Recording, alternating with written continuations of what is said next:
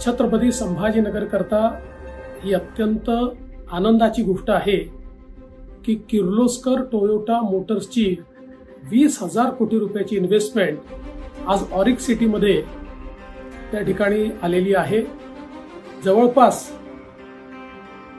Toyota किर्लोस्करच्या माध्यमातून या ठिकाणी 8,000 लोकांना थेट रोजगार मिळणार आहे आणि जवळपास 12 ते 13,000 लोकांना इनडायरेक्ट रोजगार मिळणार आहे। ही सगळी इन्व्हेस्टमेंट ही इलेक्ट्रिक व्हेकल आणि हायब्रिड व्हेकल याच्यामधली आहे।